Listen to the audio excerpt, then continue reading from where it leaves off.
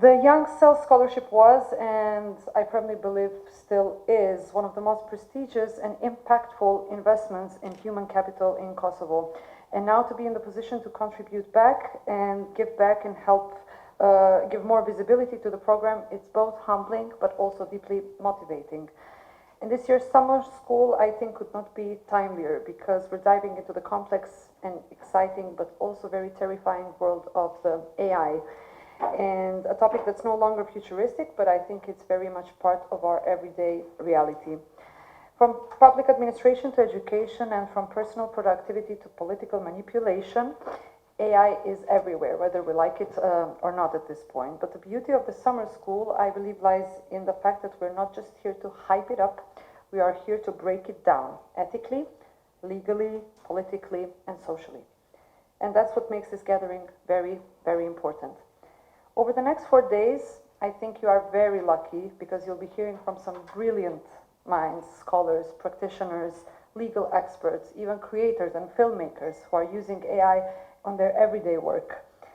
And you also work alongside each other to try and figure out how we and you, as next generation of the leaders, can shape AI instead of just reacting to it, which I think is very important. Without pretending that I am an expert or I know something more than the average about artificial intelligence, I would like just to address 2 or 3 points from this perspective of a rector of university, what to do and why and how with the new technological developments. Looking to the history of the development, I have learned that more or less experts in that field do divide in 4, respectively 5 different phases.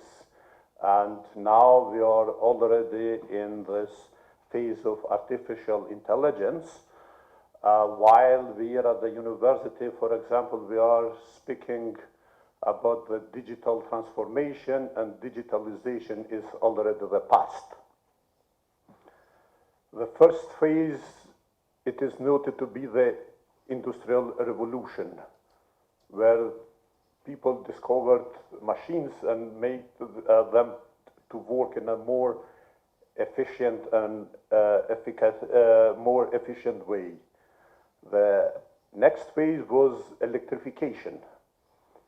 The third phase, automatization, and the 4th phase, digitalization, and the 5th now, the artificial intelligence. I don't know. I believe that as well the biggest expert in that field don't know. They might pretend that they know exactly what is going to look like the future, but all of us know only one, that it is not going to remain the same. And we have to get prepared for that change. For example, it doesn't make any more sense to ask students in a classical way to write seminar papers and to submit them. We know the problem of ghostwriting for many years, but now, indeed, we have to ask the question at the universities, why do we need the classical professors? Why should I go in front of my students and try to tell them something when they can and could get that information in a much more precise and faster way than I am trying to submit, to transmit that information to my students. But the conclusion is not that we have to close the universities and to send professors home. No, by far not. I believe that universities, the basic idea is the same. We need universities, we need professors to train people to think.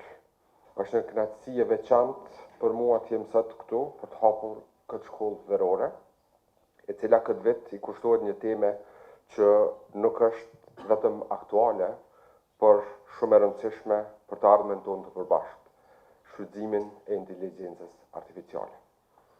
Së pari, dua të përgëzoj 47 studentët e raundit të 15 të përzgjedhur për bursën Young Cell Scheme të cilët nga muaji shtator do të nisin një kapitull të ri të rëndësishëm në jetën e tyre akademike. Ju jeni dëshmia më e mirë e investimit afatgjatë që partneriteti ynë me BE-n ka bërë në kapacitetet e brezit të ri. Ne i mirëpresim me përkushtim të gjithë bursist e programit Young Cell Scheme që pas përfundimit të studimeve do të angazhohen në shërbimin civil në institucionet e Republikës së Kosovës, duke sjellë dije të reja, përvoja evropiane dhe një energji të re për reformën e administratës sonë publike. Bursistët që kanë dalë nga skema Young Cell Scheme, disa nga cilët janë edhe organizatorë të kësaj shkolle, tashmë janë kontribues në ndërtimin e institucioneve të forta. Ju që do të vazhdoni këtë rrugtim, mbase e them me siguri të plotë që do të jeni edhe liderët e së nesërmes. Kjo shkollë verore është shumë më tepër se një seri ligjëratash. Është një thirrje për reflektim dhe bashkëpunim ndërdisciplinar. Për 4 ditë me radhë do të njoftoheni se si inteligjenca artificiale po transformon sektor të ndryshëm, nga arsimi dhe shërbimet publike deri te media, qeverisja dhe siguria kibernetike. Do të diskutoni rreth sfidave etike, ligjore dhe sociale që sjell përdorimi i saj dhe mbi të gjitha, unë juftoj që të ndërtoni një qasje kritike ndaj teknologjive që tashmë po formsojnë të ardhmen tonë. Lejoni të theksoj se kjo temë është një hyrje ideale për një diskutim më të gjerë që ne në Ministrinë e Punëve të Brendshme po zhvillojmë në kuadër të konferencës vjetore Kosova Par 2025, e cila do të mbahet nga 3 deri më 5 shtator, mu në Universitetin e Prishtinës. Tema e konferencës këtë vit do të jetë e ndërlidhur me temën e kësaj shkolle verore që fillon sot, dhe do të jetë kapaciteti në administratë publike përmes apo për inteligjencën artificiale. Pra në anglisht, Capacity in Public Administration for or through AI. Kjo pyetje dhe kjo temë e konferencës na sfidon të reflektojmë jo vetëm mbi potencialin e inteligjencës artificiale për ta përmirësuar administratën publike, por edhe mbi kapacitetin tonë si institucione për ta kuptuar, përshtatur dhe udhëhequr përdorimin e saj në mënyrë të drejtë, të sigurt dhe gjithëpërfshirëse. First, on a personal note, I think a good indication of how much AI is already playing a role in our lives is if you look at your smartphones. I am sure a lot of you have a new application called ChatGPT, and I also have a prediction.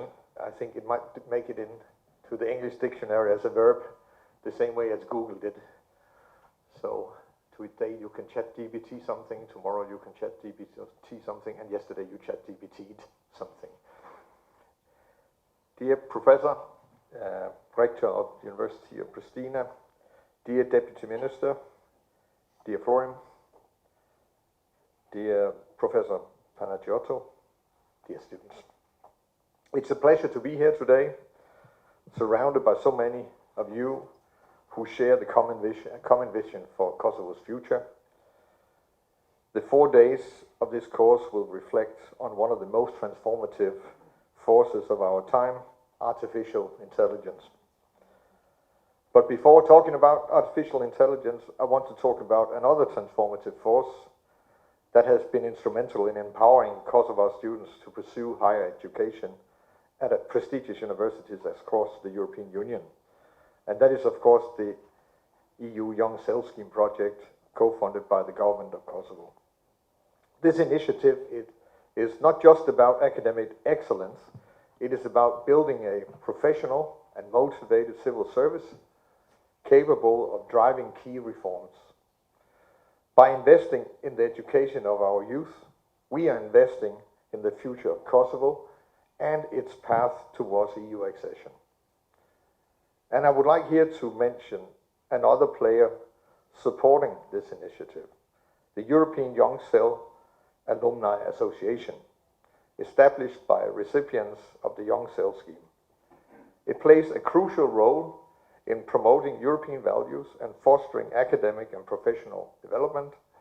In addition, it serves as a platform for cooperation and knowledge exchange, advocating for equal professional opportunities, and enhancing Kosovo's higher education system.